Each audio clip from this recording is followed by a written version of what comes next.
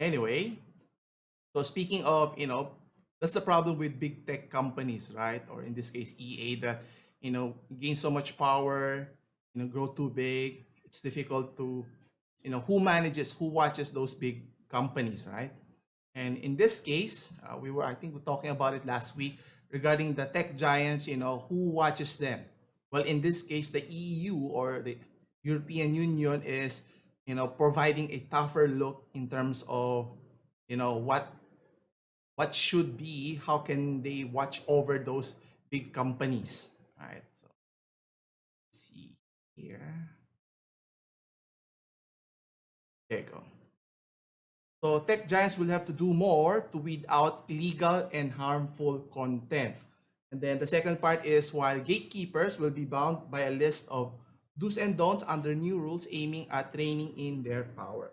So obviously, the tech giants that we're talking about, this pertains to Amazon, Google, Apple, and I don't know who am I forgetting here.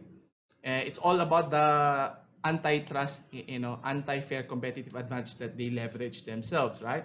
So according to the European Competition Commissioner Margaret Vestager, they proposed new powers for enforcers to target market failures in the digital market.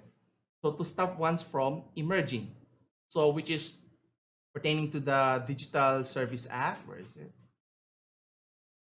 Yeah, the Digital Service Act, where it pertains to online platforms, we have to check sellers. So in this case, we're talking of Amazon here. In our case, hopefully in our country, we can also adopt this. You have Lazada and Shopee, so that they have to check sellers' identities before they can actually use the platform. Obviously, you avoid, encountering illegal and dangerous content. So if you're Facebook, obviously people that post there, they should be regulating those illegal and not just censoring content like YouTube and other platforms and so forth. So it's not just that. Tech companies will also have to produce reports on their actions and inform users who pay for their advertisement. And the key point here is transparency. And I think that's important for in many situations that, it's not just, you know, are you allowed to advertise? Yes, you can do that, but you also have to inform your customers, or in this case, who patronizes your platform, and let them see how it is being done. Transparency is always critical to to a better product and service here. Then the second part is the Digital Marketers Act. So it's targeted, on the other hand, for the online gatekeepers. Okay. So who watches those tech companies as mentioned earlier?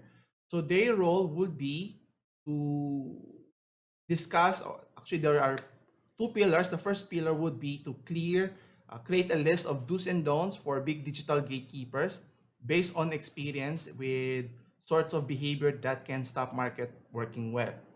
And then the second pillar here would pertain to setting up a harmonized market investigation framework across the 27 country block. So that's a significant, proposal that, if it pushed through, would have a dramatical change in their landscape, moving forward, especially for EU. And if it's a blueprint that, other nations could adopt, especially in the United States and even in Asia as well.